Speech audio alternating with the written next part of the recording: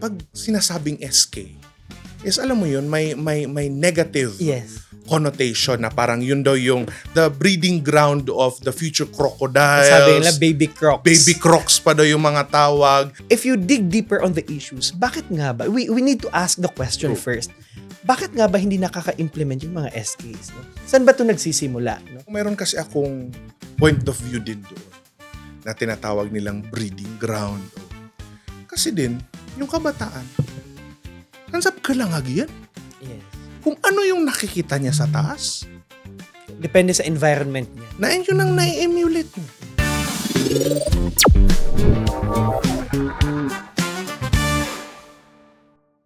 Hello mga kakwentuhan, ako si Dato Kim at sa ngalan ni Ana, ito ang Kwentong Lahat na Lang.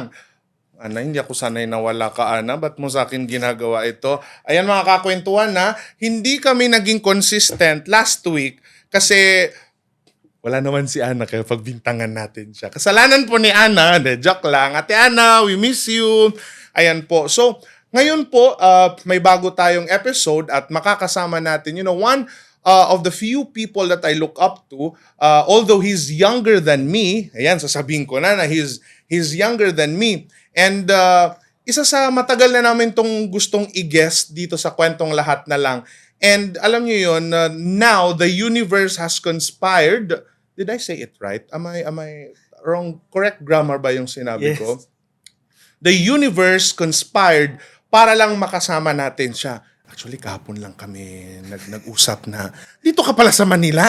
Sabi pa nung tinawagan ko siya, Board, kailan ka magma-Manila? Actually, nandito ako sa Manila. O shoot tayo bukas ha. Kaya, thank you very much dahil nandito siya. But before that, pakilala ko muna siya ng maayos.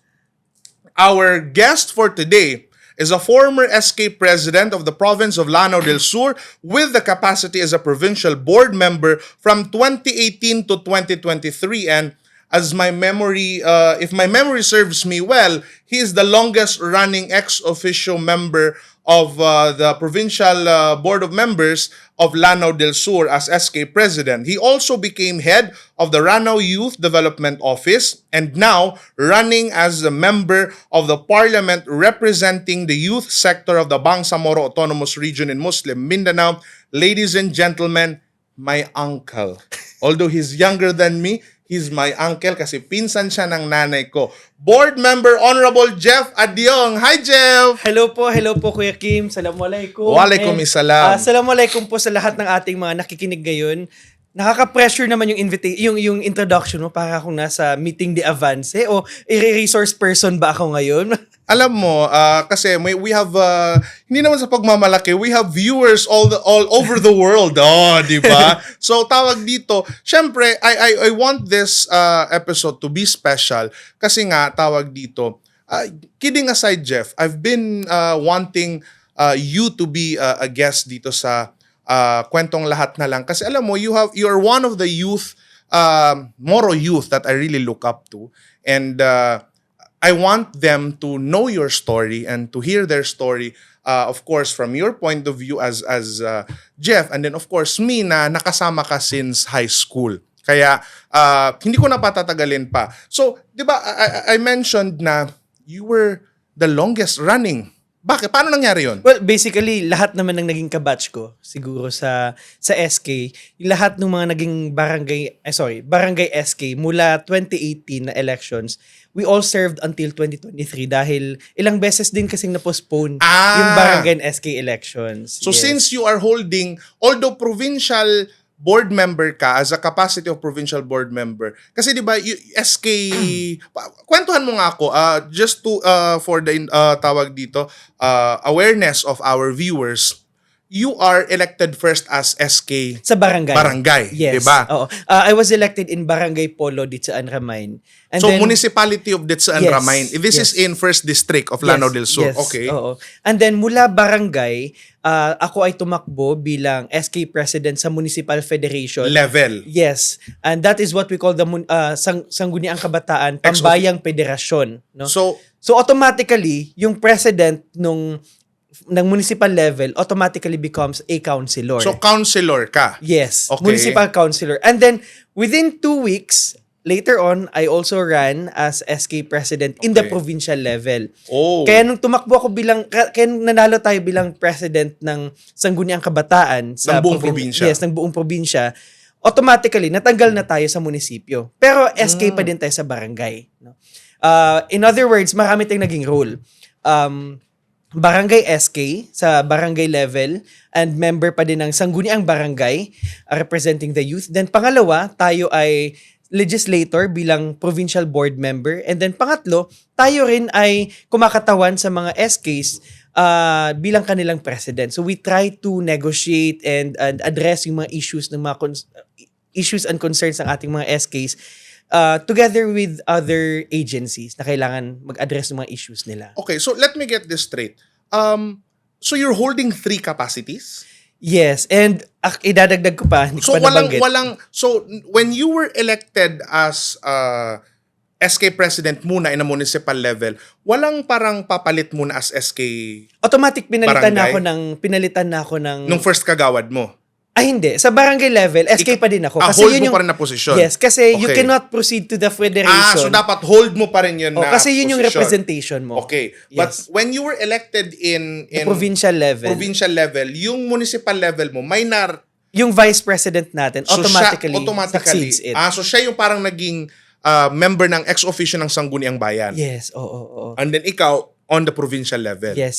Pero ang isa pa sa medyo bumigat sa rule nagpabigat sa rule natin, which I think is an opportunity actually, is at that time na naging SK president tayo, hindi pa natin nakikreate yung plantilla positions for the Ranao Youth Development Office. In other words, wala po tayong Provincial Youth Development Office at that time. So when you took your oath as member of the ex-officio ng provincial An SK president. board, an SK president, wala pang representation. Wala po. And wala ding opisina na nag-execute or nag-implement ng mga youth programs. So, ang ginawa natin... That's just in Lanao. Siguro sa ibang Yes. probinsya meron. Hindi, actually, almost lahat. Wala. Talaga? Oh, in fact, we're among the first in BARM na nakakreate ng plantilla positions for a provincial youth development office. That's great news, Yes. ah. And sa case natin, noong 2018, upon the instruction of the governor, dahil nga may mga ibang priorities pang ating provincial government, may na-designate naman tayo, pero alam mo naman sa gobyerno, pag nag-designate ka,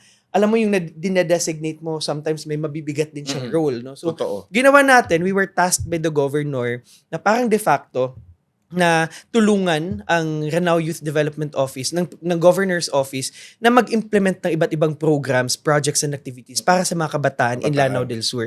So in other words, on one hand, you have legislation bilang board member. On the other hand, nasa executive tayo working closely with the governor's office para sa implementation ng mga programs para sa mga kabataan.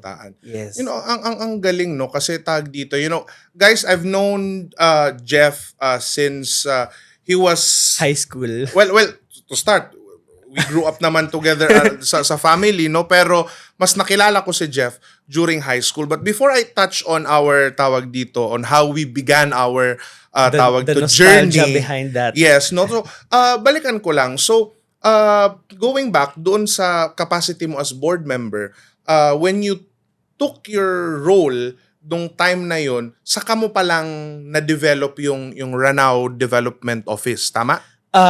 It was in 2020, before nag-pandemic. During the pandemic, we were asked by the governor, sabi niya, dapat yung mga program sa sinimulan mo mula 2018, ma-ensure natin na masustain natin yan. Regardless of who is the SK president and the governor, dapat may isang opisina na tututok. And so, in 2020, together with the vice governor as a presiding officer, nagpasa tayo ng batas sa lokal. We call this the Ranao Youth Code or Provincial Ordinance Number 9. Yung Provincial Ordinance ang tawag. Yes. Provincial Ordinance Number 9, Series of 2020, kung saan ni-create nito yung mandato nito yung creation ng isang opisina. Unfortunately, even if we passed the law in 2020, na-implement natin to because of priorities kasi maraming pinapagawa. Na bill, Meron yes. tayong provincial hospital, meron tayong infirmary, maraming ni-create ang provincial government. So, alhamdulillah, in 2023, December, officially Na-launch. na-launch na natin yung Ranao Youth Development Office, no? Nagkaroon ng pondo para sa staffing nito. In fact, 2024 officially talaga nag-start, no? Na nagkaroon tayo ng opisina na nakatutok doon. Timing, hindi ko naman talaga naisip na ako talaga ilalagay doon. Wala din daw sa plano ko. Pero timing, after our term ended in November 2023, in January 2024, we were appointed as head of the Ranao Youth Development Office. Galing. I remember, special At shout out kay... that time, nag-step down ka na as member ng Yes, Sangguniang yes. Kasi Panlalawigan. kakatapos lang ng barangay and SK elections. Okay, After may how bago many na. postponements. And I remember si Kakabay Kon, Commissioner Kakabay Kon, Now, NCMF Commissioner. NCMF Commissioner, nabanggit niya sa akin, sabi niya, Arikulay, di nga nitigin, di ray nun tigin, kuwangad na natigin ka, sayang tigin so kapunan ka na Pure. importante na sa mabuild nga sa foundation apenda ka din sa miyong tigin. And napakaganda kasi you were the one who made the bill. I mean, sponsored the ordinance. provincial ordinance. Sorry, bill is in Congress. So on a lalawigan level, you're the one who sponsored. Tama ba yung term ng provincial ordinance? And then after your term as member of the Sangguniang Panlalawigan, ikaw din yung nakapag-implement and Actually, naging ganit- first head ng Sige, office. baka pagalitan tayo ng legal. We sponsored it initially. Initially. But later on, kasi nga, I don't know what's in the mind of our bosses also. Yes. Later on, it was removed as sponsor. Okay. Author pa din tayo, pero Okay. hindi na tayong naging sponsor kasi baka lang ma-technical tayo Oo. dun. Pero basically, the point here is, yes, I agree. Tayo yung gumawa ng blueprint Okay. paano gagawin yung opisina. And later on, tayo na rin yung nag-pilot test. Parang nag-prototype. Oh. Paano ipapa-function yung opisinang ito. Ayun, napakagaling. Now, Jeff, I just want to touch medyo sensitive na issues, no? But I just want to grab the opportunity that you're here and lalakasan ko yung loob kasi although you're tawag dito, although technically you're my uncle, but in age, I'm your senior. So, arikulay kita. So, I will take this opportunity na rin kasi you were elected as Barangay SK and then SK ng Sangguniang Bayan until SK Sangguniang Panlalawigan.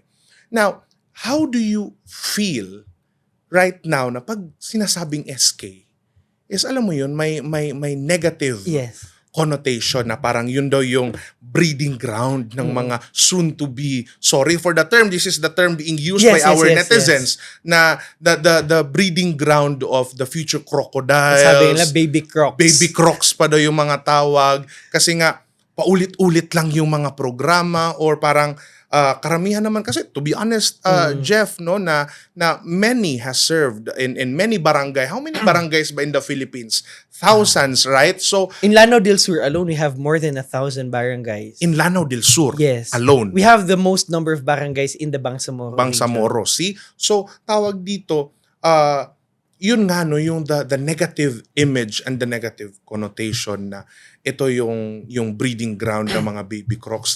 How do you feel about it? And may ginagawa ka ba during your time? Did you do something about it? And how did you turn the tables? Yes. First of all, panabi ako kung mga baryo Yes. o kung mga SK di mamakinag, no? Sa lahat po ng mga barangay officials and SKs. Kasi hindi naman to, itong sasabihin ko, posibleng hindi to tama, or hindi to totoo sa lahat. Sa lahat. Oo. Which is totoo naman. Yes. But is true to some, no? Ganito kasi yun. In 2018 up until 2023, in fact, lalo-lalo na nung pandemic, I remember it so vividly in my head, no? May mga times na makikita mo yung friends mo nag-share ng mga posts ng mga SKs mula Metro Manila, Cebu, Totoo. ganito, ganyan. Ang quote doon is, sana all. Diba? Parang, sana all, yung SK namin, di ko mahanap, ganito, ganyan. Pero, if you dig deeper on the issues, bakit nga ba? We need to ask the question True. first. Bakit nga ba hindi nakaka-implement yung mga SKs? No? Saan ba ito nagsisimula? No?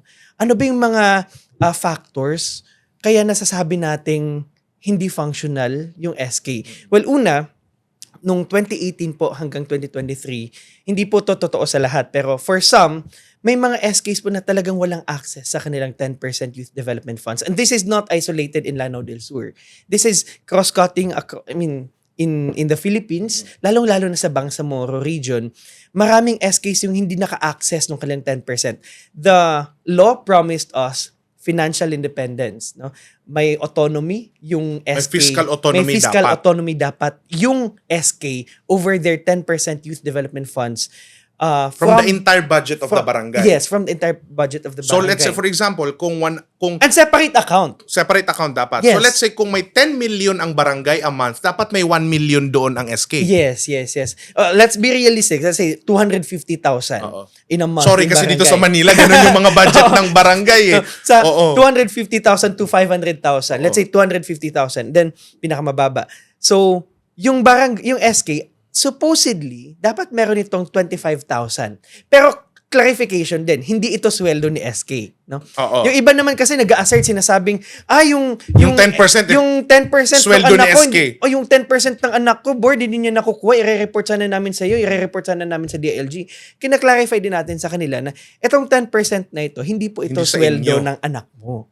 Ito po, partly may honorarium yung anak Siya, nyo, oo. pero much of it is intended for youth development Totoo. programs. And no? not to mention, may mga kagawad ka pa. Yes, may mga Supposedly, kagawad ka yung pa. sweldo din dapat nila doon manggagaling. Yes. In fact, ang isang SK chairperson, hindi ito pwedeng mag-implement hindi siya pwedeng gumalaw na siya lang. Dapat kasama yung mga kagawad niya. nasabihin niyang, okay, mag-implement tayo bukas ng tuli operation. Oo. Example, tuli operation.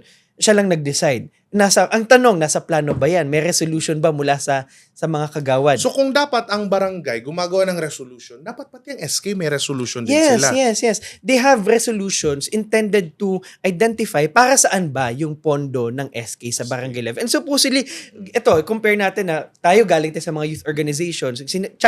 Challenge ko yung mga SK madalas na kung yung isang youth organization nagsosolicit lang ng, let's say, pinakamalaki na 5,000 and they get to implement a very big program during the month of Ramadan, how much more for SKs who have, let's say, sabihin na natin 15,000 kung hindi man kasama yung 10,000 for honorarium and all.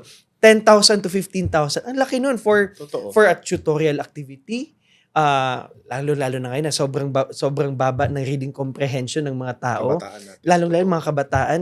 It could help a lot. Pero ilang barangay ba yung may mahanap ka bang barangay na walang tarpaulin dyan na alhamdulillah and congratulations to our new LPT. No? True. Ang daming walang trabaho. Our INGRA, our Yes. CPE. Ang daming pwedeng, let's say, volunteer teacher. Tapos ikaw, SK, itap mo si volunteer teacher at least every weekend, turuan niyo yung mga bata. Sorry, diba? na-amaze lang ako sa way of thinking mo kasi as an SK or as an former SK, ang gaganda ng mga programs na binabanggit mo where in fact, yung ibang SK, mga alam lang nilang program, liga, basketball, Yes. diba? Although Waiting shed, yung mga trash can na biodegradable, non-biodegradable. Yeah.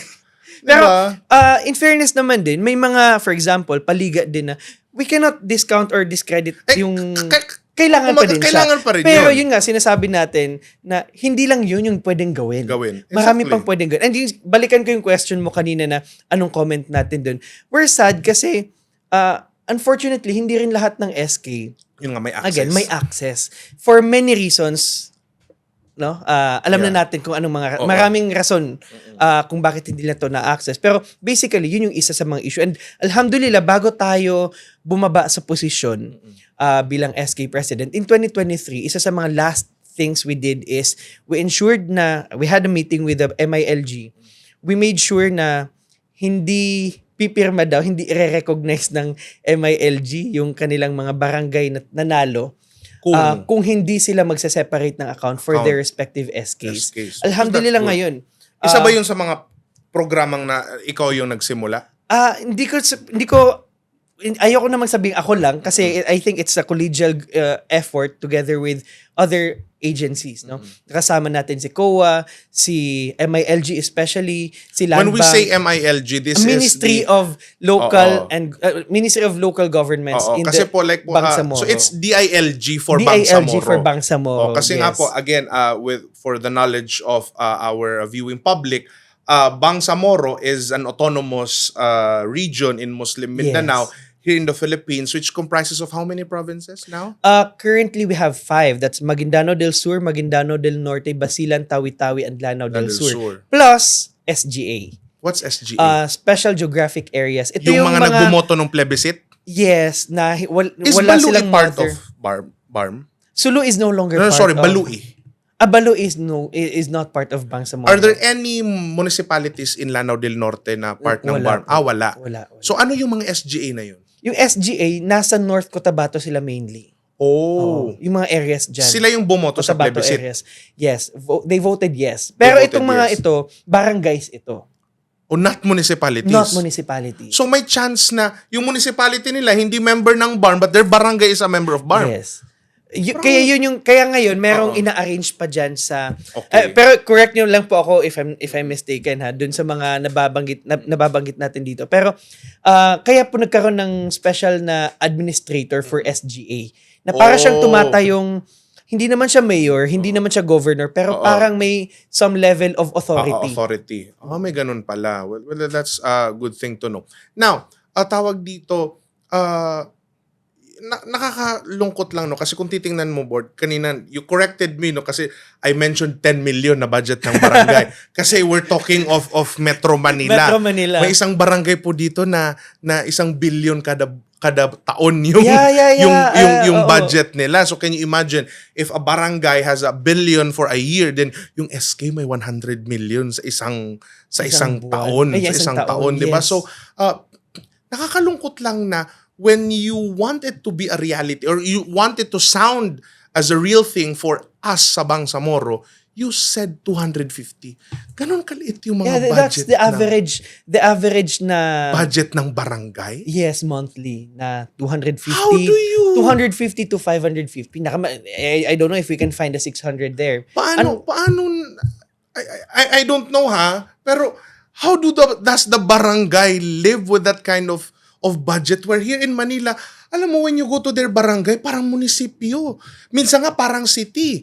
I would just like to use as an example Barangay Kulyat kasi it's where I live sa Quezon City. Para siyang munisipyo, their voting population alone is at 30 or 40,000. Yeah. That's already the voting population siguro of Marawi. 'Di ba? So, tag dito parang ang liit naman ng budget ng mga barangay natin. So, kung 250,000 a month, 25 lang ang budget ng SK kada buwan. Parang, malamang talagang basketball lang ang magagawa nun. 'Di ba? Although, may mga efforts naman no, na mag-innovate. Kasi, hindi naman siya isolated sa atin din. Even in some other neighboring provinces and neighboring cities natin. Pero yun nga, ang sina-challenge natin sa mga SKs madalas is, tingnan na lang natin yung mga youth organization. Ako personally, yun yung bias ko. Coming from a youth organization myself, no? Sinasabi natin sa kanila, yung napakaliit na budget, kayang mag-organize ng napakalaking program. It has to be a challenge to our SKs. The very fact that you can sign documents, the very fact that you have honorable in your name, True. that already means you're someone who can send a letter to other officials, no? So, Pero alam mo, pero maliit talaga. I agree with you. Pero board, it should not be that it shouldn't be that way. Yes. Kasi they are public officials. They should have access to our unlimited resources, to be honest with, 'di ba? Kasi 'di ba parang actually both of us, we came from we started as student leaders. Yes. And alam natin walang budget diyan. So talagang doon masasabi natin na we develop the capacity and the skills na maghanap ng pera. Being resourceful. Yung nagitayong si Mr. Solicit na pag nakikita ako dati ng mga kamag-anak ko na may dalang envelope, panulisit up man si Hakim kada pera ka si Rads. Panulisit up mga ada pera ka Astro. Alam mo yun? So parang maintindihan natin kasi we are a youth organization, a private youth organization.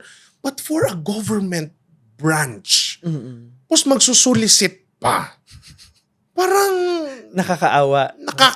Actually, this leads me to a reflection I had, if I may share this, nung first step ko sa Cebu, when I went to college after Xavier days natin. When I first went to Cebu, first thing that came to my mind is, napatingin ako sa mga, syempre nakapunta tayo ng Manila, pero ibang usapan yung, napapatanong ka minsan ng, bakit may ganito sila? Bakit wala kaming ganito? Oo, no? And, etong ganitong klaseng question, yung parang nadi-differentiate mo yung difference ng status quo at saka yung kung anong meron dun sa iba. Somehow it's a good thing kasi when we travel, kasi we get to learn a lot from where we go to. And in a sense na ginawa ko siyang promise sa sarili ko when I went there, sabi ko, lahat ng magiging opportunities ko na makukuha ko dito, Yes. lahat to susubukan kong i-replicate when I return home. And alhamdulillah, yung pagpasok natin as SK, opportunities na, kasi ako, alam natin na yung involvement natin, participation natin in different programs, para sa iba, certificate lang yan. Pero para sa atin kasi, it's growth, it's Totoo. maturity, it's development of our personality, no? So, sabi ko, if it made me grow as a person, surely it will make someone else's life better as well. As well. No? So, sabi ko, dapat when we reach nung naging SK na tayo, dapat maging ma-replicate natin yung mga programs na meron tayo. And to contextualize it in the context of Lanao del Sur. And nakakaawa, Jeff, no? Kasi tawag dito, we both grew up in Lanao. Mm-mm. I grew up in Marawi. Most of my life, siguro, I think, masasabi kong half of my life, kay 20 years old when I left Mindanao. Now I'm 32. So tawag dito, well, as of now, masasabi ko pang most of my life, ginugol ko sa Lanao. Pag talaga pumupunta ka ng Maynila, parang doon mo masasabi na ang layo. Yeah, oo. So, hindi mo din masisi yung ating mga kababayang Maranao to transfer live. and Oo. live for Marawi for a better life. Mm-mm. Kasi masyado tayong napag-iiwanan, Mm-mm. to be honest. Yes, you may find Marawi as maraming mayayaman, maraming negosyante, but basically we're, even sa neighboring city natin na Iligan, we are just 30 to 45 minutes away from Yeah. Iligan. Pero mga bata pa lang tayo, may traffic light na sa Iligan. Ngayon pa lang tayo nagkakaroon ng traffic light sa Marawi. Alhamdulillah. Tapos hindi pa tayo marunong gumamit ng traffic light. Kasi nga ako ka, yan lang sumiyag viral na video. Napkis ka traffic enforcer, hey! Rida kina stop! Ay, pero alam mo, naiyak ako one time dyan. Kasi it was, nasa traffic ako, kasama ko yung wife ko nun. Nasa traffic light ako. Sa harap ko, may pedicab driver na matanda na medyo punit-punit na yung suot Hindi niya. niya maintindihan. Hindi, talagang nung red, nakastop siya. No. Pero naiyak ako sa part na may nakita akong mga single motor Na na mga estudyante. Naka-uniform ng mga school nila. ng mga school Criminology. nila. Na criminology students pa. Na tunog sira na may makatanog-tanog na bayran iilaya traffic enforcer. Ginanidiyan di term. Matanggap. Alam mo yung ako I acknowledge the fact that yes, lagi nating pinaglalaban na do not discriminate Yes. us. But we cannot also remove the reality. Ami adakdak lalalong katano. Yes. Punabiyata ka madakala mas madakala Mas madakala mga pepyataw. Piya. Uway. Adi mambo pangatutoon ka katano. Naman to, may uniform ka sa criminology na saka mangungunaro adi mo brum-brum. Na may So- nga read na tiga bzung. Inong ano na kabatuwi sa kriminal? Naiyak talaga. May makasagado ko ron. Sa gito akele ko loks at igang na. Naman to, madidipon. Naman loks ka. Di mangawiyagan Di piya. manguyagan piya na. Alam mo yung Naluabay ding citizen. doon mo masasabi na, yun nga, sinasabing the real indicator for success in education is not by the degree you hold. Pure. It's how you apply it in your day-to-day Exactly. life. No?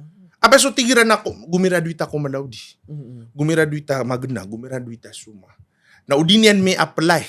Okay. So miyaswa yan sa eskwelaan na lagi dubu miyaswa ka. Okay. Gusto kala niya na so kapasang o mrano, yung kagalingan ng Bangsamoro for example, dapat malaking ginagamitan natin dito. Ina-applyan natin dito Pure. sa sariling atin mismo. No? Pure. Kasi ito yung sinasabi ng mga Gen Z, performative tayo madalas. Exactly. Pag nakalabas tayo ng ating region, ng ating own community, parang feel natin, okay, ganito kami.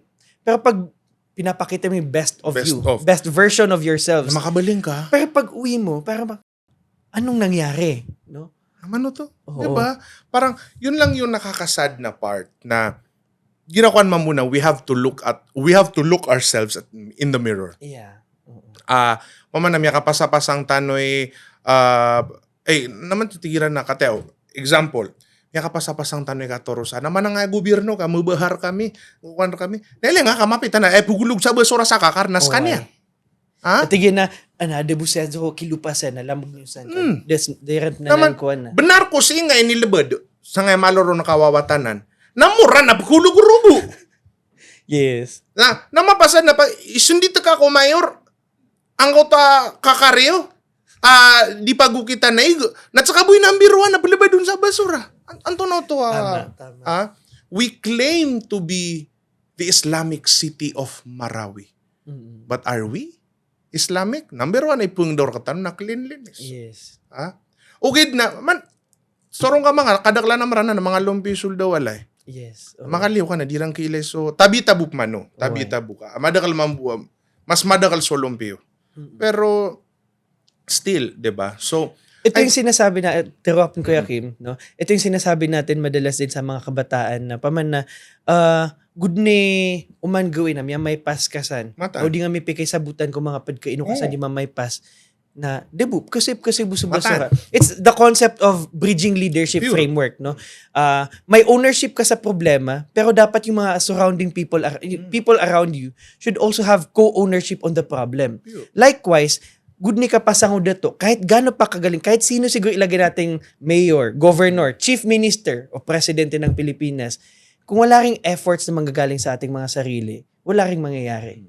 Kateo, di ko pagaloy sa ngaran ng mga leader. Pagkababayan na marano, tigita, inong kababayan siya kenan. Akamawaraw. Marangit. Pagkapagsiyan so pagtaw. Pamanap na yung tanop na kailangan na talibuno. Agu marangit so pendator katano ka, antano malak. Pure. Inukapan pa girawa, you need that kind of leader. Kami sobra ka no. Yes. Let me point this as an example. Sa babalingan namin andang sa Ampuan Street, sa Lilud. At nabakantero alote, may vacant na lot. May karato lang nakalagay. Bawal magtapon ng basura dito. Wow. Kagagawin niya na ako tapapalaw sa basura. Ikamapitan na kaya sa ambiyenso karato lang. Pimur ka ano. Pimur kan wallah san sa palabad sa basura. Na may mga gagawin na kauto so palawa basura. Kamapita pa na sabi niya, tingas na piula po lang san sa palabad sa. Naman to, kailangan na isindapan. Kailangan po na isindakan o padiyo. Na, andap kulog ang auto basura, ginamiyuran. Si Sakakar. Antap Koreanos ka no, Di mabubaling. manalilud na punsa sa entera, Yes, na yes. pababa. Na suigro na punog, bumababa yung tubig. Bumababa yung tubig na pag nakita yung basura dun, na malamang naiwawas yun. O pa man, simple logic. Suigro na, giraman na punog. Na saan sa pagkukitan yan, pwepas niyan. Nagita pa kapapalaw na karo basura, na mo masuiga makapupun sa puro. Nenuiten sa baba. Nandan yan inulog sa kakar. Na may nga makabagarsoran, na so kakar, abagukitan no ig, kanta no di pembaha. Nakmiaulan. Nandan sulso baha ig, si sawalain ka. Simple logic. Namapasan na pagpusta ka, tela kay niya gobyerno. So parang, kumbaga parang, again, it takes two to tango. Yes. So tigira na mapasang suda to, gira mapasang mambusudin dato. Mapasang sa pagugup o mapasang sa pagugupan. Yung kaya mga dato It na takes two to tango. benar sa sira ni kapapaliugatan na matag siran bumambu pagugup sa geng kaingad. Na aya mala pagugup ko ingad na so pagtaw. True. O dip ko kog sa pagtaw na didnap ka linalin ko mambabutad tan. And, alam mo, Jeff, meron lang akong doon. So, yung binanggit ko about SK. Ako meron kasi akong point of view din doon na tinatawag nilang breeding ground. Kasi din, yung kabataan, saan sa pagkalangag yan?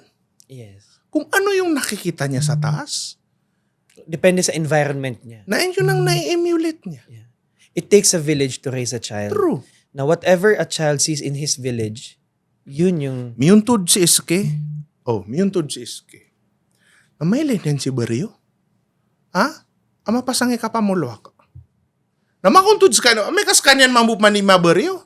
Natiginagi. Ito yung daan. ay kan susun. Kan susun na saan sa miyalang agang ko Barrio. Natabi-tabo na kadaklan bumana Barrio na wataran sa SK. Yeah. Although, ngayon, hindi na. May batas? Oo. Sa batas natin sa RA 10742, hindi pwede na maging hindi pwedeng maging SK official Yung anak. yung anak ng kahit sinong elected official. Well, that's nice. Anak kapatid, apo. Apo. Well, that's nice. That's good. That's good to know na at least, 'di ba? And then to continue with the story. May mga miyabaryo, pag naging chairman siya, nasan sa malalangag yung mayor yan? Ha? Namamayor mo na tigil ati kan susun na susiwa ay mayor, 'di ba? So it's a tawag dito, a plague of minana na sakit, 'di ba? And that's why you know Jeff, one of the main reasons that I want you to be here because when you were starting, I knew that there is something special about you. Nabang pakalaulong ka. Ha? Saan mo gusto magkape mamaya? Yes. Mamaya sa high grounds tayo sa Tomas Morato. Hindi, pero kidding aside, yung litero, actually si Kuya Kim, as early as high school, first year, reveal talaga. Sige, reveal na natin ang edad. First year, sorry, wala pang senior high nun. First year ako, fourth year si year. Kuya Kim. And talagang iniidolo ko na siya dun sa public mashallah. speaking niya. No? Aside from, ang galing mo mag-impersonate kina Sir Mga Dupa. teachers, sina Sir Dupa, Pero sina more Ma'am than that, Cecil Bayon. yes, more than that, no, parang you are really a very good public speaker. Thank you. Pero, You influenced me actually. mashallah, thank you. Ngayon ko lang narinig yan. Pero, yun nga, no, when I was when I was in fourth year, kasi we both graduated in Dansalan College. And, kami Sana maibalik na. Kami pong mga DC, Basta yun, alumni. Kami Sorry mga po, DC Sir alumni. Bugasha. Hindi namin alam kung Diba? tama ba ito. Tamang binabanggit namin, yes. And I would like to acknowledge the newly elected the president of 1DC Alumni Association, Kuya Kakaamat Lokman. Congratulations. Yes. Kasi po, nung Marawi Siege po, nung sinalakay po ng mga masasamang elemento ang aming bayan, isa po sa pinakaunang sinunog sa Marawi ay ang aming pong paaralan. Yes. Dahil nga po, sila po ay mga extremist at nais nilang palaganapin ang kanilang maling paniniwala tungkol sa Islam at i-implement sa buong Marawi ang kanilang paniniwala, dahil po ang aming paaralan ay isang UCCP-run school. It's a Christian school. It's a Christian school. Sinunog nila. So, para po kaming mga anak na nawalan ng tahanan. So that's why we, alumni of DC, we stick together. We're like a brotherhood or a fraternity na mas malakas pa. Yes, just to give context kasi baka isipin nila, yung when we say Christian school, it's Christian governed school, Christian owned administered school. Administered school. Pero hindi po yung doctrine la itinuturo yes, in sa fact, amin. many of our alumni are alims. Yes. Members of the ulama. Oo. Yeah. It's a Christian-run school in a Muslim community. Yes. But they are not indoctrinating us Yes. with their... That's why napakaganda nga ng DC. Kasi doon po namin unang natutunan na ang Muslim at ang Kristiyano ay pwedeng mabuhay ng mapayapa, ng sabay. 'Di ba? So, going back to that story, Jeff was first year at that time. I was fourth year already. So, at that time, I was... love yung first interaction natin. Yes. At that time, I was the Vice President of Supreme Student Government of Dansalan College. And at the same time, President of Glee Club. Kung saan nag-audition, yung kilala natin. Oo. Naitawag natin, itago natin sa pangalang... Kasi kumakanta tayong dalawa. Oo. So, at that time, well, hindi ko pa lang ito nakukwento sa lahat. Alam mo ba na when I was in high school, aside from being the Vice President of SSG, I was also the Tiger of the Field sa CAT. And then, tawag dito, Battalion Commander for the Silent Drill Competition. And at the same time, halos lahat ng club, ako yung president. Kasi gusto nila akong ini-elect na kahit hindi ko na...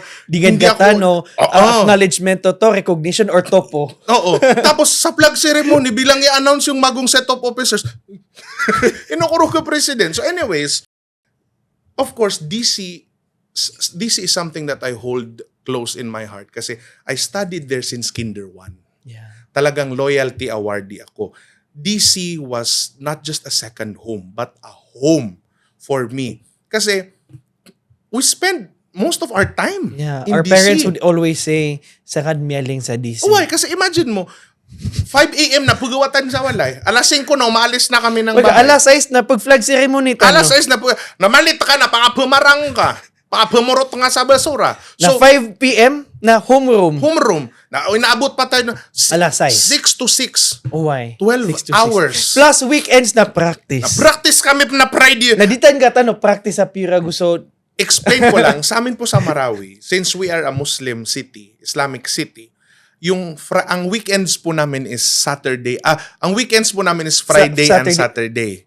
Friday and Saturday, Oo. So Sunday po may pasok kami. Sunday, Monday, Tuesday, Wednesday, Thursday. Kasi po ang holiday po ng mga Muslim is Friday. So yes. wala po kaming pasok ng Friday and Saturday. So Sunday, Monday, Tuesday, Wednesday, Thursday na nasa DC na kami, na Friday pa na, magpa-practice pa kami. Meron kaming mga kwento pro, may mga bulletin board display. Asip Korean sa Pansit Canton sa Pansit. walayo classmate. Yes. Mag-iipon kayo sa bahay ng classmate niya.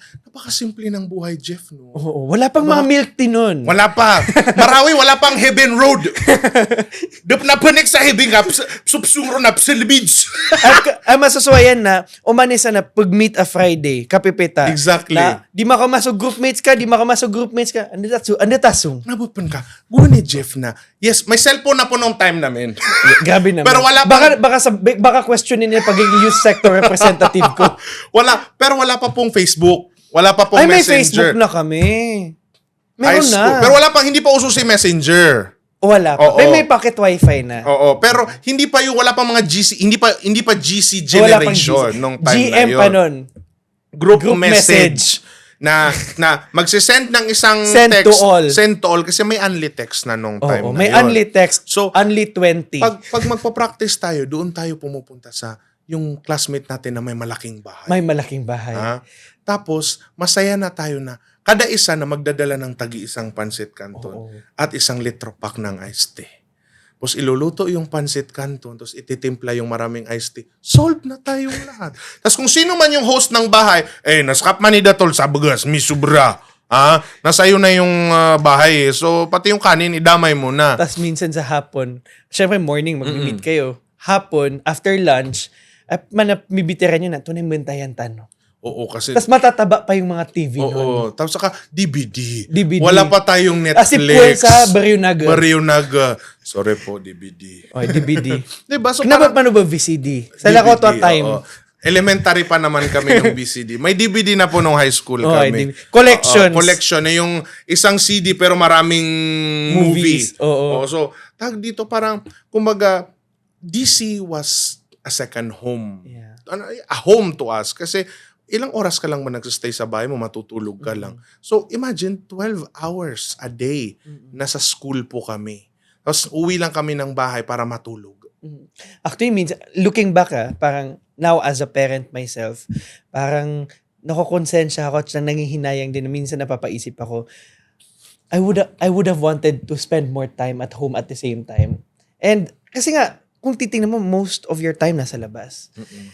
Now that I'm a parent, iniisip ko na nga parang, paano yung anak ko pag, siguro, natatakot na ako pag the idea na pupunta siya sa school. Kasi the moment she goes to school later on, after several years, that would mean she will have more time in school than True. sa akin, no?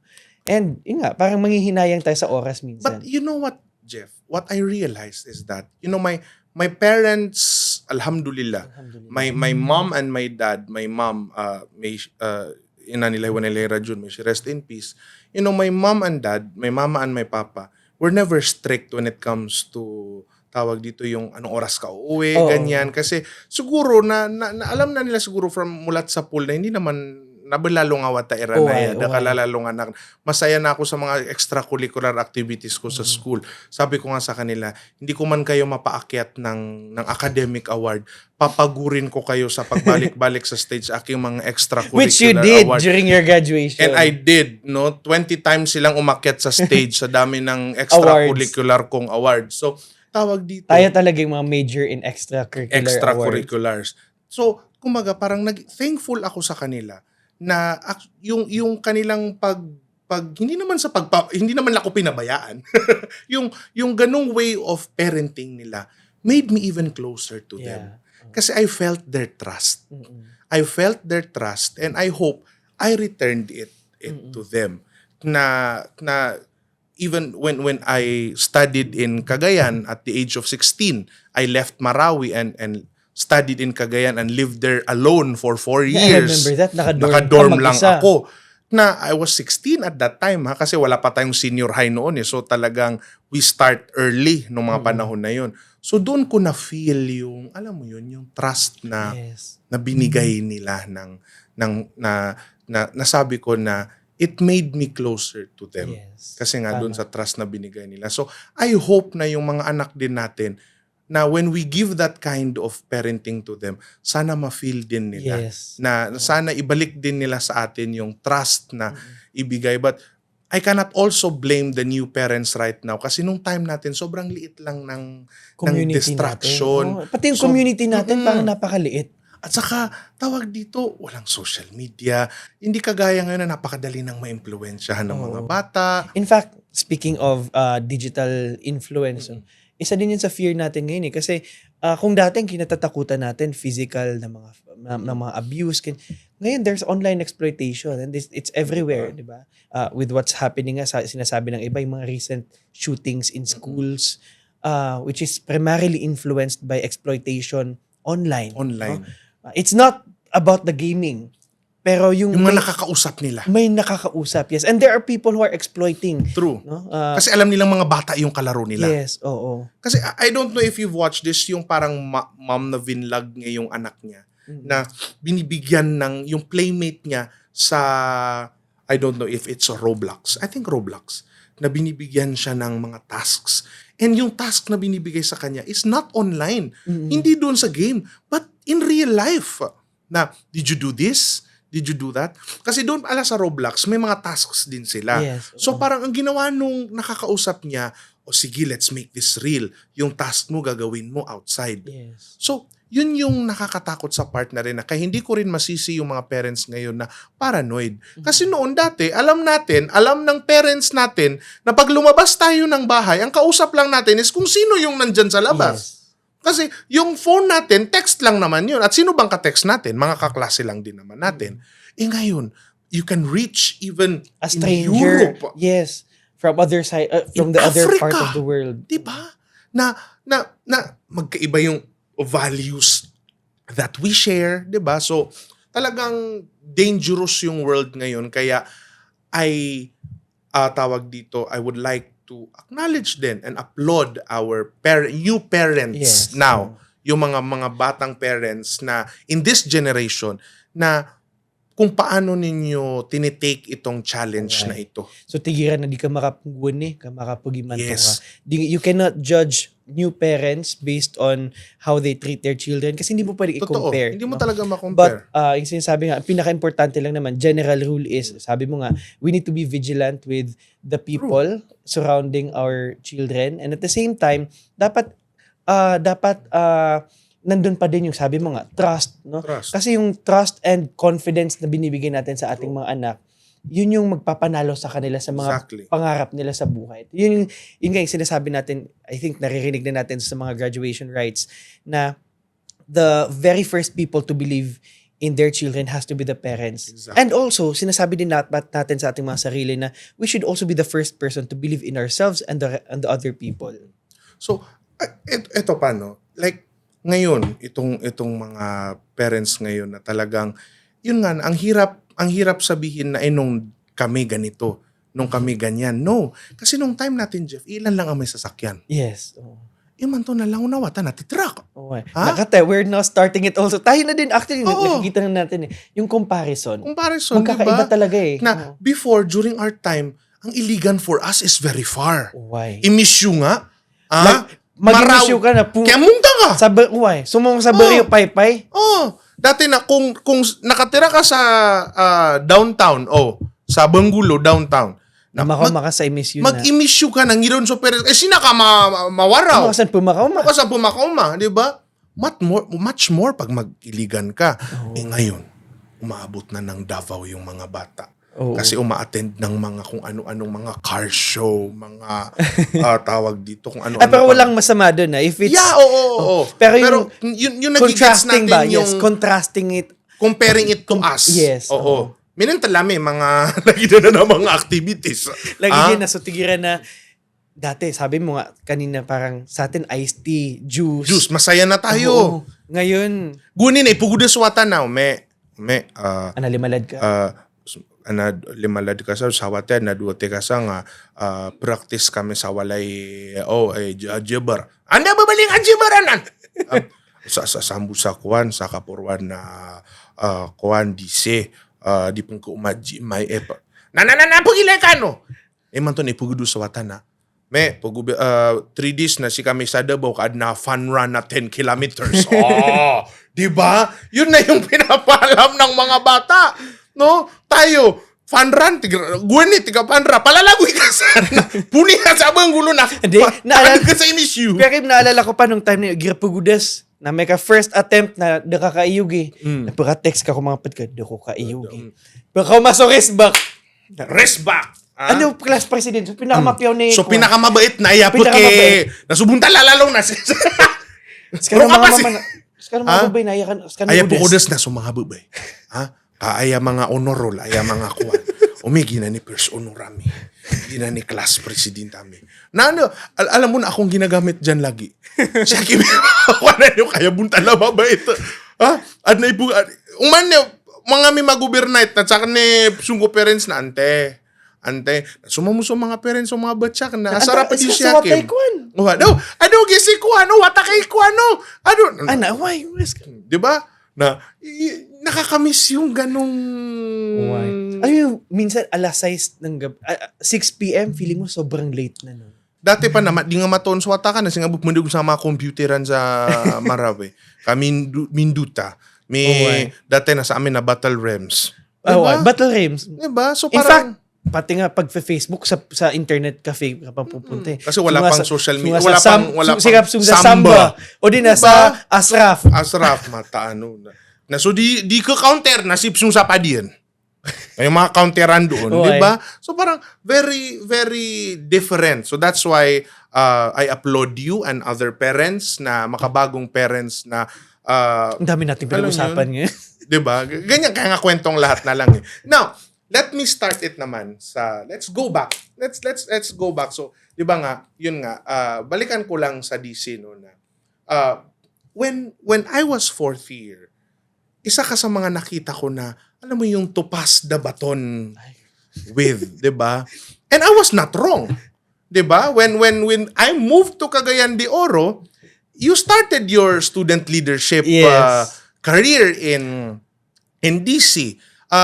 Naging anong na-elect ka ba sa SSG? Sa DC? Oo. Yes, 2 beses naging senator tayo. Tapos nung final year natin, we were major S1. Well, may isang teacher na ini-encourage tayong tumakbo pero I chose na isang organization lang and that's English Club. Naging president ako ng English Club while major S1 ng CAT. Napakapayat pa po nun ni Jeff noong mga panahon na yon. Butot balat na ang puti-puti. Tapos nung college, first year, kasi baka ma-confuse sila, akala ko ba nasa Cebu, bakit nasa Xavier? Oo. Bago po ako nag-Cebu for political science, well, political science really is my dream na kunin talaga na program. Pero nung first year ako sa Xavier, I took up accountancy. No? You might be wondering bakit.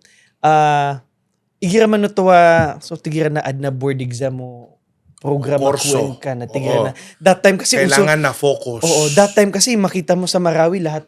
Alhamdulillah, congratulations to our new CPA lawyer. Parang ganun diba? mga nakalagay. Nakaka-pressure. Parang gusto ko rin ng ganyan. Oo. So I took up accountancy. Pero not as a first option. No? It was actually recommended by my parents at tigiran na tapangingabu.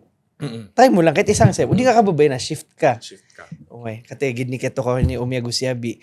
Shift ka, tigiran no, di ka kababayan. Fast forward, nung first year ako, excited ko pa.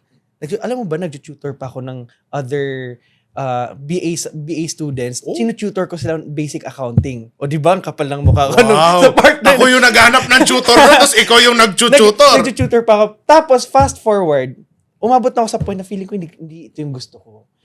Hindi ito yung gusto ko. Tapos wala din akong wala akong extracurricular activities. I would have wanted to, pero But, wala. but, As an accountancy student, oo. parang, Kwento ko lang ng konti. Ha? When Jeff again, so di ba iniwan ko siya sa DC. Iniwan ko siya sa Marawi. I was 4th year, he was 1st year. So when I moved to Cagayan, fast forward, balik ulit. 1st year ka, 4th year na ka. ako. Oh. And at that time, I just recently vacated the position as president of Siraj, Siraj. Muslim religious organization And you were in commissioner. Xavier University, Ateneo de Cagayan. I was, first kasi, third year summer, I ran independently As president. as president of the Central Student Government. Although I failed to secure the position, may tawag dito, kalaban, the opposing team, Attorney Princess Kimberly Tekla Ubay-Ubay, the one who won as president, even though we are on the opposing side, parang gumawa siya ng reconciliation ticket na she appointed me as the chief commissioner of Students' Rights and Welfare Commission. Student Rights and Welfare Commission. So, yun na yung sinerve ko naman na position. And you know me na when I hold a position when I was a student Naalala leader, ko nga, no, nag-room to room ka at tapos na yung election, tapos na yung campaign, nag-room to room ka, kakastart pa lang ng semester. tinitingnan ko kung may mga naaapi bang mga estudyante. Ano pa naglalaban ni Kuya Kim? Kasi tinanong ako tinanong ko, ano po bang role ng Student Rights and Welfare? Ikaw ang mangangalaga ng kapakanan ng mga estudyante. Ikot ako. May naaapi ba dyan? And I did start the campaign na yung may problema ka ba? Yeah, I Keep remember. calm and isumbong mo kay Papa Bear. Lahat ng room may ganun. Kaya po yung opisina ko po, para pong doctor's clinic, na pila-pila yung mga student na nag-share ng mga problema Parang nila. bigla kang naging guidance counselor. Bigla ako naging guidance counselor. Pati po love life, inaakyat na po sa tanggapan ko. Mga naghiwalay, mga nagkabit-kabit na mga college student na, di ba? Pero sabi ko, parang hindi ko na ata role itong iba dito.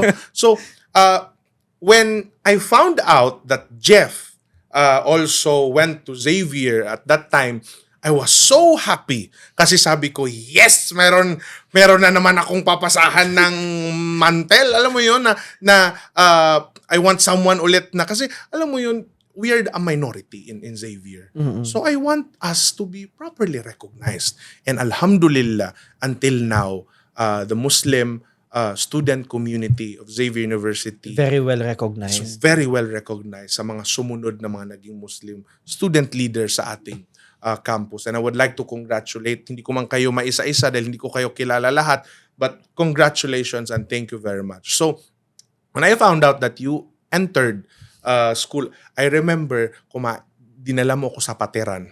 Sa Chisams. Sa Chisams, yes. Pasikat pa lang nun ang Chisams, di ba? So, kumakain tayo and I was practically begging you to join me in Straw. Pero yun nga, Jeff wanted to focus on his studies kasi nga, accountancy yung tinitake niyang subject. Sabi niya sa akin, Kuya, kasi na nung high school na medyo napabayaan ko yung academics imagine, ko. high school talaga yung sinasabi sa akin ng parents ko, malo ka tigiran, lebet sa mga galabak ka tigiran. Wala ka munang extracurricular activities kasi accountancy student ka ngayon. So ako naman, sabi ko, naway tigiran, di ko mag-extracurricular activities. Fast forward, sabi ko nga, pagdating ko ng Xavier, nag-tutor pa ako, ganyan-ganyan. Lagi naramdaman kong parang hindi ito yung gusto kong gawin sa buhay. Parang iba yung gusto kong gawin. Gusto kong mas ma-engage. Kaso, katano din akong gito. So, tigul mga loksa na, o di nga kababayaan na. Shift ka. Mudes ako. Kung mga parents sa akin, may abi. Mudes ako. Tika na ta. Kaya mag-shift ako sa political science. But tumransfer in ako. Xavier, transfer ka din. Oh, kasi walang political science sa Xavier. Tika na, tumransfer ako. Tiga kan. This all happened, pero tinapos mo muna yung first year. First sem pa yun. First year, so second first sem, nawala ka na? Hindi, nandun pa ako. Ito okay. yung story. Doon ko rin iyugi. Okay. Di ka na to o makapas ka sa na subject ka na, sanga din. Huwag niyo po akong gagayahin sa part na ito. Hindi po ito magandang ehemplo, no? Pero that was my past. Sabi ko nga parang... No, but if it led you to this to Yeah, this yeah. path. Everything Diba? happens for a reason. Kader. Pero yun nga, sa case ko naman, yatiruakan that time na tigano ta, no, o di ko bis makapas, nagiti ka para shift kan, okay lang ay kamalbude sa 7:30 a.m. to 10:30 a.m. na, bukal na ako tigakan magno ko mabalaga sa subject kadi mo kababayan. Daka nagkantiro. Pumapasok po ako 9 a.m. 9:30. Parang sinadya mo in a way. Kumiyakalap after finals, bagsak. Okay. Dalawa kami nung... Accounting subject to. Oo. Okay. Accounting. Major. Siyempre, pag mabagsak ka, automatic tanggal ka sa program. At tatano din na upo na ko mabagsak, nagito kaya para shift kan na inshallah nagito kaya para transfer kan sa school. Gito kaya pag kumbaga na hindi mo naman it's not an effect na dahil hindi mo kaya. You just made a way. Hindi ko naman sinasabing hindi ko kaya kasi baka mahirap talaga siya nung time. Pero at nung middle part na midterms onwards, parang nawalan na ako ng interest. Lagi dutigang na, para saan ba patungo yung buhay ko? Parang ganun. So, hindi na ako pumapasok masyado. Kung luminyo sa final sa bagsak na, abumyatiro na doon, alhamdulillah. ikaw lang ang nabagsak na nagpapasalamat. Alhamdulillah, pagka-transfer ako din. Yun dus ako pero man. May bagsak ako, tigakan. Napakasasing ako pan. May bagsak ako, tigakan nakuhan. Kapag ako din na mag-shift, mag-transfer ako sa Pulsay, na mag-transfer ako sa dokon kayo. Si saya kami tigan, miya karaniran niya kagayan tigiran, kilemis ka, di ka pira-class ka sa accountancy, kabagsak ka na, how much mo transfer ka sa Pulsay? Transfer ka sa, that time kasi, supposedly, pupuntahan ko, sister school ng DC, Silliman University. UCCP run school as well. UCCP run school as well. Doon ko kayo, tigan na, di mis ka kakontrola si saya ka sa kagayan, miya karaniran ka na, baka sa dumagit dumagit sa Silliman. Okay. Opo. So, do ko kay Yugi. So, nangyari, sige, mag-BA ako ba din? Okay. Mag-BA ako na, Savior pa rin, iniisip mo. Savior. Na after napapasadaran sa BA na inshallah na mag-accountancy ako ba din, kumasa ako sa accountancy. Kasi ganun yung usual na ginagawa, di ba? BA sa Savior, mapasad ka sa BA sa Savior, pag enroll ka sa Pilgrims. Ito yung kalilidip so So, ang nangyari, for the entire semester, second semester, doon ako nagkaroon ng doon ako nagkaroon ng subject on history, political science, at lahat ng mga subjects ko na yun, doon ako na-inspire sa mga prof ko. At sila yung nag-encourage sa akin na, alam mo, mas bagay ka sa Pulsay. No? Parang, kung yun talaga, ilang beses ko kasi silang kinuna ng advice. And talagang, sabi na, if that's really what you want, then go for it. Kasi mas lalalim yung pagkakaintindi mo sa community, sa society, sa societal problems if you pursue political science.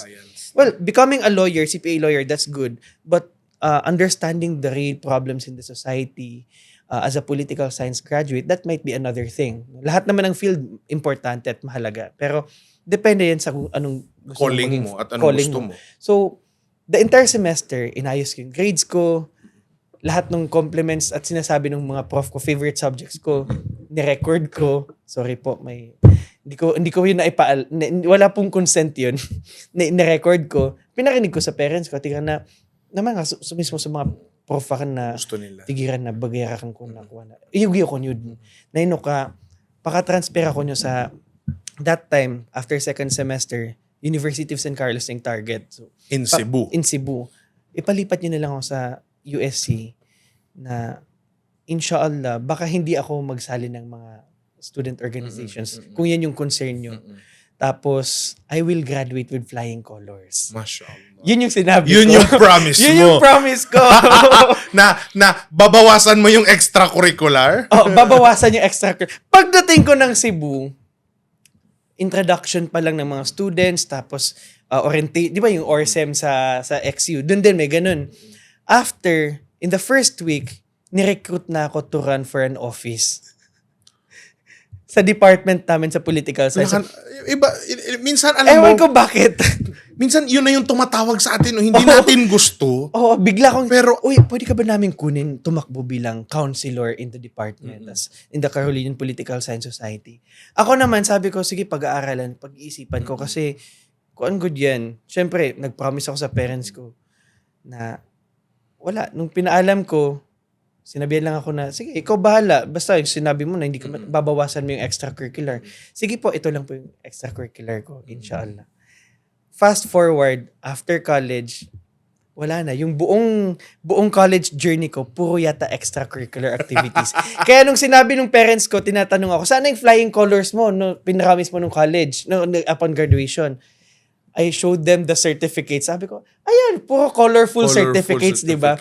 Flying colors pa din kahit Kasi alam paano. mo, tayong mga student leaders noon, mabigyan lang tayo ng certificate of appreciation, masaya na tayo. Yes. Parang yun na yung bayad sa isang buong linggong pag-volunteer, isang, yun lang, wala namang sweldo yan eh.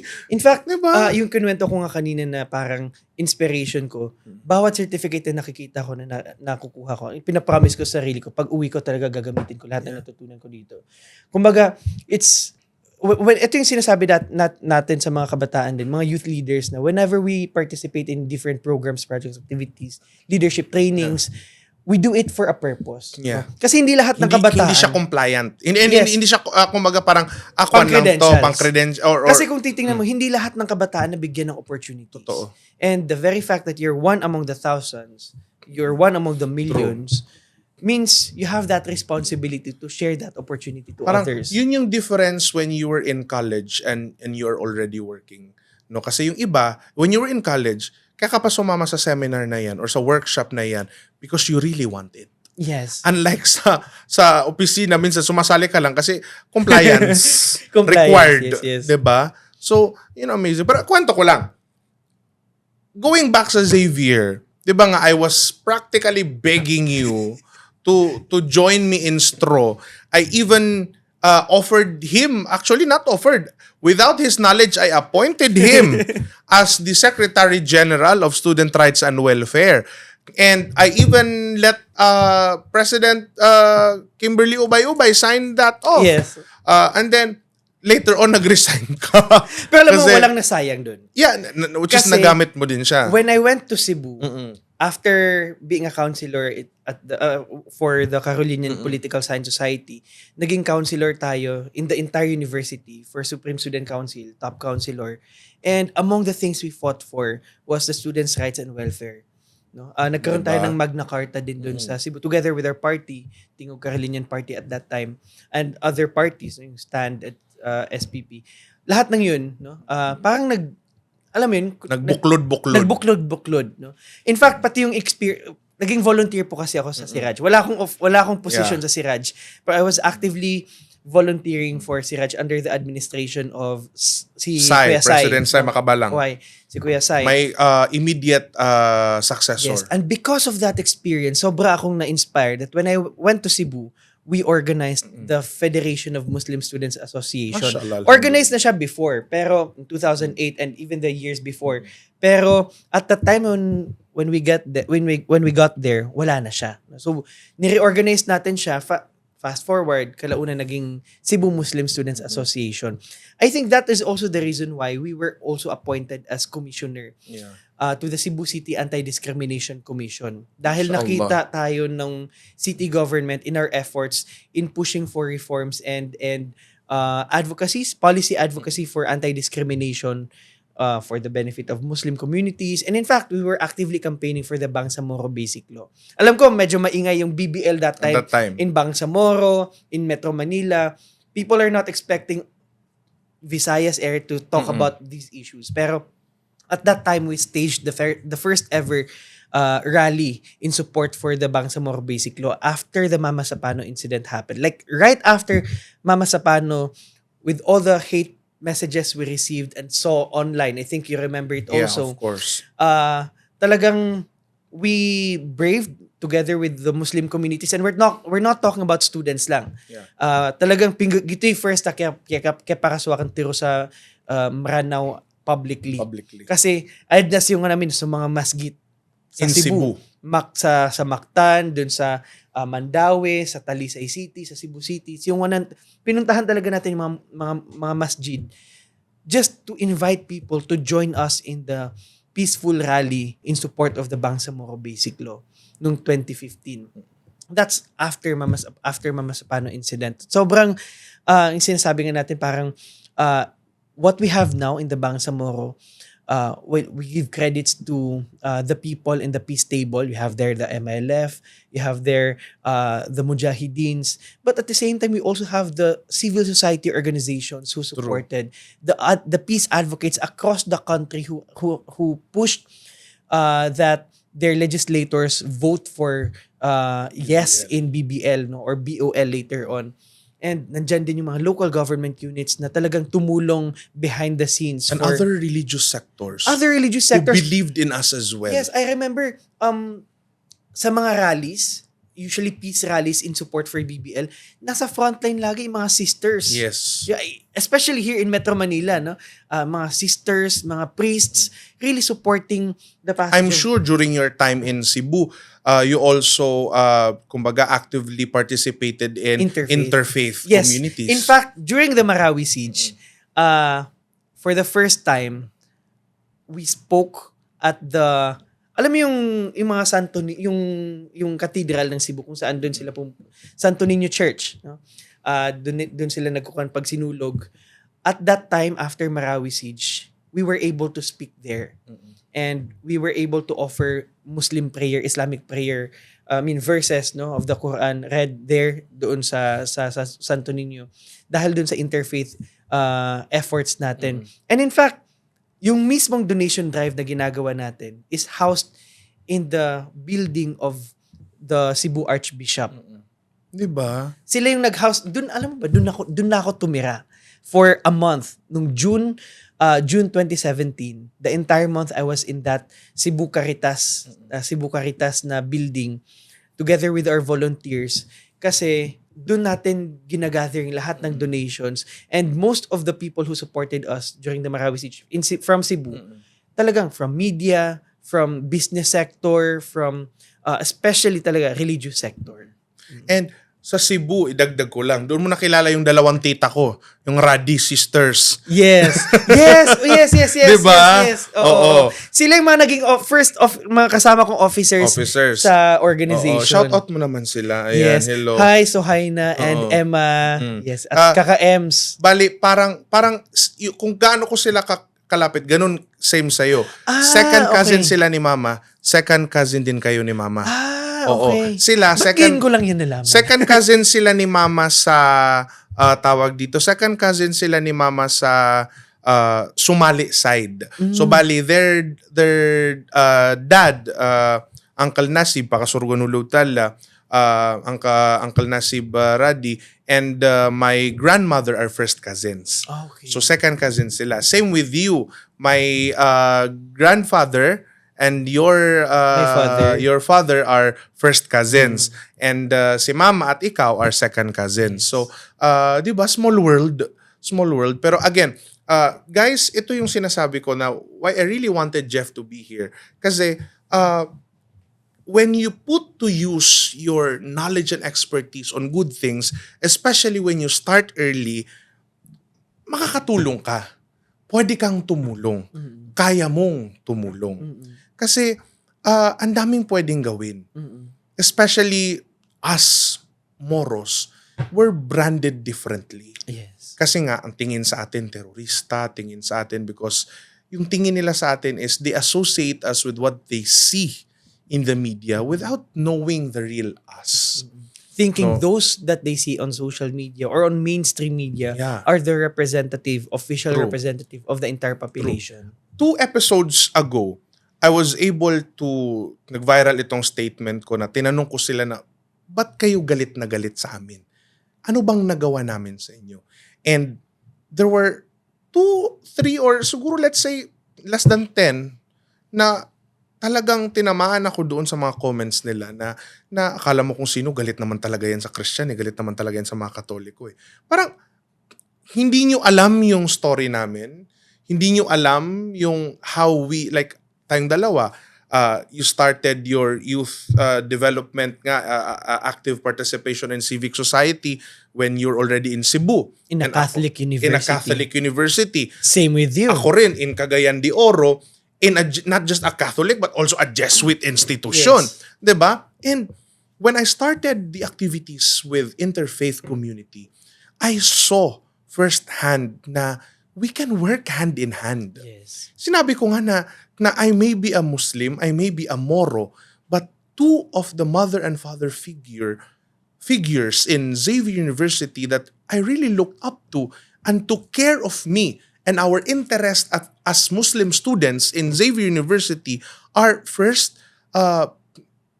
the late Father Eric Villandria, who was at that time in Xavier University was the vice president for campus development. He was like a father to me. He's literally Father Eric Villandria. But, when I was fighting for a new prayer room to be provided for us, a bigger one with CR and comfortable area, he saw that fire burning in me and guided me to get a new prayer room. And one of my mother figures also in Xavier University was Sister Elnora Perez from the Religious of the Assumption congregation. And sabi ko, kayang bumuo ng isang pamilya na magkakaiba kayo ng paniniwala but you have you may have different religious affiliations and faith, but you believe in one thing, which is love and peace. Respect, diba? especially. Respect, diba? So, ewan ko kung asan nanggagaling nga yung pattern na ganun. Ako yung parang naging motivation ko when I was in Cebu is that imagine we are already a minority in Cagayan de Oro. How much more in Cebu? Diba? So, nung nasa Cebu ako, parang naging motivation sa akin is people have started asking me questions. Muslim ka? So, anong mga paniniwala nyo? Bakit ganito? Ano yung naririnig naming ISIS? Ano tong nangyayari sa Charlie Hebdo? Ano tong Mama Sapano issue? Ano tong BBL? To be honest, lahat ng to, ito yung mga bagay na hindi ko masyadong pinag-aaralan. At that time.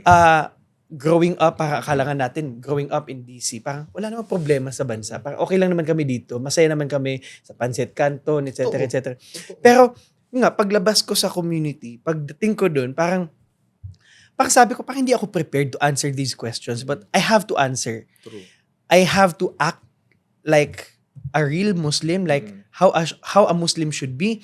I need to behave like how a good Maranao should behave. Exactly. I need to speak like a good Bangsamoro would speak, because if I don't do it that good, people will already associate whatever bad they see in me with the rest of my population, with the rest of my people. So, parang naging motivation yun yung ko. sinasabi ko na we are an ambassador of Yes. our community. Yes. Wherever you're going, you're an ambassador of that community. Dala mo. Yes. Pag kumain ka sa isang restaurant at iniwan mong makalat yung table mo, Muslim kasi yan. Oo. Muslim yan. Oo. Kasi para siya example, merong iba nagsasabing, ay yung mga Muslim kumakain naman yung baboy kasi yung kakilala ko nga Muslim kumakain nga ng baboy. Pero kung titingnan mo, that's just his experience. Another, let me address this also. Di ba kanang beer alak kay haram man na sa inyo, di ba? Mura na naman nagbaboy. Nga naman daghan pala hubog dito sa Iligan. Nga naman ang mga imnanan dito sa Iligan kay tanan man maranaw ako maabtan. Then pag naigubot kay tanan maranaw po dang ginasinagasumbagay kay tanan hubog. Di ba haram man na? How can I answer? Di ba parang tell me, how do I answer that? Na how can I deny Yes. where in fact it's true? Na you know what, when I posted that video na bakit kayo galit sa amin? There was one comment also that who really grabbed my attention. Sabi niya, "Sir, with all due respect, dili mi suko or ako dili ko suko sa imong relihiyon. Suko ko sa mga maranaw na mga gahi og ulo og mga badlungon diri sa Iligan. Na start og gubot na pag mga hubog kay mga walay control." And how do I answer that?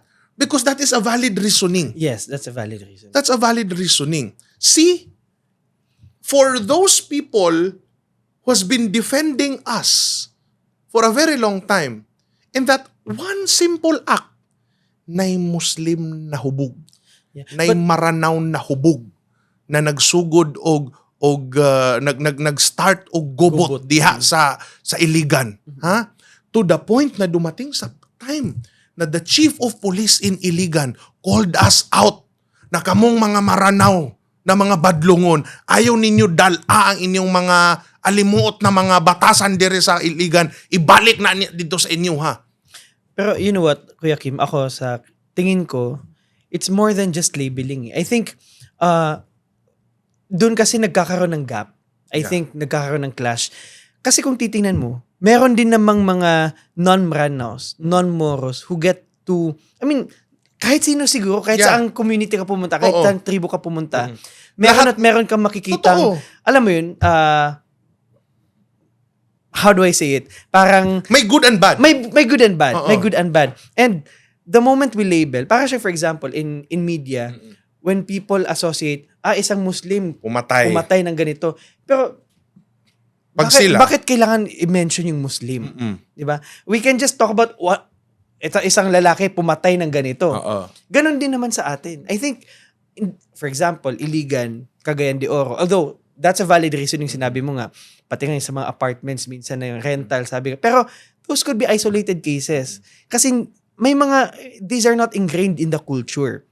Ako, personally, I believe na it's basically just because of a human act. Totoo. Na natural yan siya sa bawat tao. Na meron ding mga non-Maranaos who are, alam mo yun, nagsisimula ng gulo. May mga non-Muslims na nagsisimula rin ng gulo. So, I think what we need to do now is parang mag-move on sa labeling. No? We use labeling kapag kailangan ng labeling. Pero kung, alam mo yun, kung for example, isang bagay na ginagawa rin naman ng lahat, why single out? True. Diba? Bakit kailangan kami? Bakit kailangan kami? Oo. Yun yung sinasabi ko pa ulit-ulit when we did during our last 2 episodes dun sa discrimination, na pag Muslim ang nakagawa ng krimen, ang balita, kapapasok lamang po na balita, isa pong Muslim ang pumatay dito po sa, di ba? Di ba? Very insensitive. Makakarinig ka ng bigla ng, mga kapuso, isa pong Muslim pong natagpuan pong gumagawa po ng krimen dito po sa labas po ng, di ba? Yes. Pero pag sila, bakit sinasabi bang isang Ilocano, isang Kristiyano, isang Katoliko, isang Iglesia ni Cristo, isang saksi ni Jehovah? Meron ba kayong narinig sa balita na isa pong membro ng saksi ni Jehovah? Wala. Pero pag Muslim yung isang Muslim nakagawa, siguro I think yung parang kasi dati kasi sa media, wala namang social media kasi puro TV, print ads. Yun yung tinatawag nilang rage bait na pag narinig yun, mas papakinggan. Ngayon, mas shareable online pag may mga ganun. Parang, alam mo yun, they capitalize on our Emotions. Parang, kasi sabi niya, pag magalit yung mga Muslim, mas maraming comment. Mas maraming comment, mas engagement. Monetize tayo. Maraming engagement, parang ang unfair naman sa part na yon. Tapos pag napuno kami at yung iba hindi na nakatiis at gumawa na ng actionable action na pwedeng sabihin namin na hindi ka aya-aya, sasabihin ninyo na ay kasi ganyan kasi sila. Pagkatapos yung pukpukin, nung lumaban na, sasabihin nyo, ganyan talaga pagkatao nila. I think what people miss is they fail to realize na words are powerful. Minsan kasi iniisip nila, okay lang, sige, sorry po kung nabanggit ko yun. Pero yung impact kasi nun, hindi lang sa'yo. Hindi lang dun sa taong naapektuhan. Kasi sa bawat taong nakakarinig, they will associate yung particular character na binanggit mo. For example, sinabi mong Muslim sa balita na pumatay na, people will already start associating, okay, so mga Muslim pala talaga pumapatay. Oo. When in the first place, those are natural human acts na ginagawa ng kahit anong relihiyon. Hindi ko makalimutan, may isang balita na nahuling nagbibenta ng drug sa Caloocan, sa isang buy-bust operation. Kasi talagang umalingaw talaga yung words na isang Muslim na drug lord nahuli. Wala akong narinig na isang waray na drug lord. Diba? I mean, kasi yung iba na sinasabi, isang Moro, isang Maranao. Okay lang kasi sa akin kung yung like Waray, Bisaya, Maranao. Pero yung faith, doon ako nang gigigil. Ako personally, kahit faith and culture, ethnicity, diba? Parang, kasi insensitive siya dun sa group of people Totoo. namumuhay ng maayos at tama. Diba? Na yung hindi gumagawa nun, pero part ng ethnicity na yun, parang branded na rin sila. Just like in the US, na the way their police enforcement look at the black community. Yes. Na yung mga, even in rich community, pag black ka naglalakad, automatic na sasabihan na hindi ka taga dun. or baka naliligaw ka lang tas biglang mas iba yung interrogation sa compared to white people. Higher yung security Security issue. na issue, 'di ba? So parang ay nako. Pero Pero pag naka-beard yung tao, tingnan, True. ito galing to Middle East. true.